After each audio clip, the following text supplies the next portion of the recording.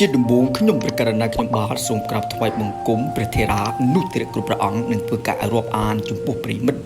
ដែលចូលចិត្តតាមដានការអត្ថាធិប្បាយរបស់ខ្ញុំអំពីជីវប្រវត្តិអ្នកប្រាជ្ញខ្មែរយើងពីសម័យដើមនៅក្នុងគណៈពេលនេះខ្ញុំសូមធ្វើការអត្ថាធិប្បាយជីវប្រវត្តិរបស់លោកនូនឌួងលោកនូនឌួងជាវីរជនមួយរូបនៅក្នុងសម័យអាណានិគមបារាំងដែលលោកបានតស៊ូដើម្បីកុំឲ្យបារាំងលុបអក្សរជាតិខ្មែរលោកនូនឌួងកើតនៅក្នុងឆ្នាំ1910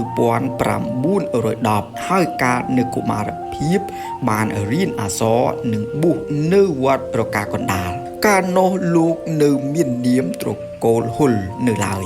ក្រោយមកលោកបានមកបន្តការសិក្សានៅទីក្រុងភ្នំពេញពេលនោះលោកបានជួបលោកតានូនដែលបានបួសរៀនជាមួយគ្នាហើយបានរាប់អានគ្នាជាឪពុកនិងកូនធัวទៅឪពុកបង្កើតរបស់លោកឈ្មោះថាមេហ៊ុលលោកជាអ្នកប្រឆាំងយ៉ាងផ្ដួលផ្ដាច់នឹងអាណានិគមបារាំងដោយអាណានិគមនេះរកចាប់គ្រួសារទាំងអស់ទៅធ្វើទោសលោកក៏បានដូរនាមត្រកូលមកនូនវិញហើយក៏មានឈ្មោះថានូនឌួងរហូតមកបន្ទាប់មកលោកក៏បានទៅបន្តការសិក្សាភាសាបាលីភាសាបារាំងនិងភាសាឡាតាំងនៅវត្តពោវាលក្រុងបាត់ដំបងលុះដល់រៀនចប់អាយុ27លោកបានត្រឡប់មកវត្តអណាឡោមវិញលោកក៏បានលាចាកសិក្ខាបទពីព្រះសង្ឃហើយលោកបានបង្រៀនភាសាបាលីនៅទីវត្តនោះទៅលោកបានរៀបការជាមួយនឹងលោកស្រីមិញសំយឿនដែលមានដើមកំណើតនៅខេត្តកំពង់ធំលោកស្រីជាបុត្ររបស់លោកសាស្ត្រាចារ្យមិញសារីនិងលោកស្រីបុត្រប្រកបហើយដែលនៅក្នុងវងត្រកូលអ្នកស្នេហាជាតិមួយរបស់លោកតេជោមិញលោកស្រីមានជួបខ្សែស្រឡាយជាមួយនឹងអ្នកម្នាងប្លង់ដែលជាមេដោះរបស់សម្ដេចសៀមនុលោកនូនឌួងជាកូនសិស្សជំនិតរបស់លោកអាចារ្យហែមជីវហើយក៏ធ្វើការតស៊ូទាមទារឯករាជ្យពីអាណានិគមបារាំងជាមួយគ្នានឹងព្រះអាចារ្យហែមជីវព្រមជាមួយនឹងអាចារ្យបាំងខាត់លោកប៉ាឈឿនលោកសឺនុកថាញ់ព្រះអាចារ្យសូហាយអុកជាខៀវជុំលោកប៊ុនច័ន្ទមុលលោកជុំមួងនិងអ្នកផ្សេងដទៃទៀតមកជាមួយបន្ទាប់មកនោះនៅថ្ងៃទី20ខែកក្កដាខ្មែរនិងព្រះសង្ឃផ្សេងទៀតនាំគ្នាធ្វើបាតុកម្មជាសន្តិភាពដើម្បីទាមទារឲ្យបារាំងដោះលែងលោកទាំងពីរមកវិញនៅពេលនោះបារាំងបានចាប់លោកប៉ាឈឿនទៅបាត់ហើយបាតុកម្មជាសន្តិភាពក៏បានคล้ายទៅជាមានការប្រយុទ្ធគ្នារវាងប៉ូលីសនិងបាតុករធ្វើឲ្យបារាំងបានលេះដោយចាប់អ្នកផ្សេងទៀតមានដូចជាលោកប៊ុតច័ន្ទមុលព្រះអាចារ្យបាំងខាត់ជាដើមបែរមកលោកនូនឌួងវិញគេបានធ្វើទរណកម្មលោកយ៉ាងខ្លាំងក្នុងគុកធំនៅភ្នំពេញជាមួយនឹងព្រះអាចារ្យហែមជីវ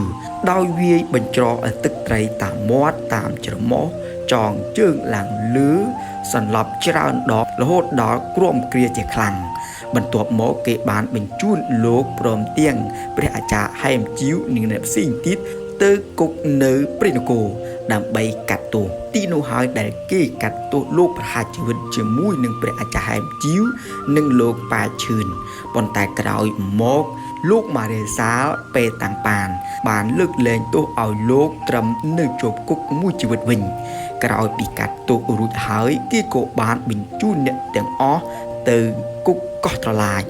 នៅខែមិថុនាឆ្នាំ1943លោករងទុក្ខវេទនានៅកោះត្រឡាចមានជំងឺស្ពឹកដៃស្ពឹកជើងហើយព្រះអាចារ្យហែមជីវមានប្រជូនជំងឺមួយជាទម្ងន់រហូតដល់សគត់នៅលើភ្លឺរបស់លោកក្នុងមន្ទីរពេទ្យគួរឲ្យអនុញ្ញាតធម៌ក្រៃពេកក្រោយមកដោយជប៉ុនវាយឈ្នះបារាំងនៅចុងឆ្នាំ1944ដល់ខែកុម្ភៈឆ្នាំ1945ទាហានជប៉ុនបានយកសម្បត្តិពីភ្នំពេញឲ្យនាំយកអ្នកទាំង4នាក់គឺព្រះអាចារ្យហែមជីវលោកនូនឌួងហើយលោកប៉ាឈឿននិងលោកប៊ុនច័ន្ទមុលឲ្យត្រឡប់មកស្រុកវិញ ដោយព្រះអាចារ្យហែមជីវសុគតទៅហើយគេក៏បានយកតែលោកទាំង3នាក់មកពីព្រៃនគរ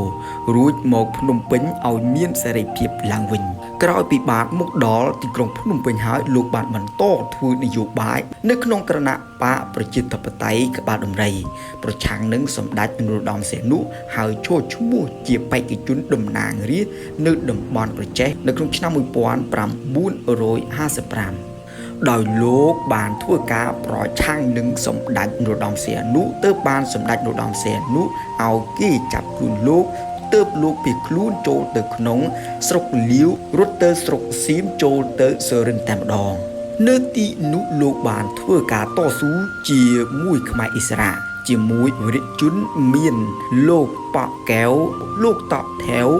និងលោកសុងសាក់ជាដើមក្រោយមកទៀតលោកស្រីសំយឿនជាភរិយាបានពឹងម្ដាយមីង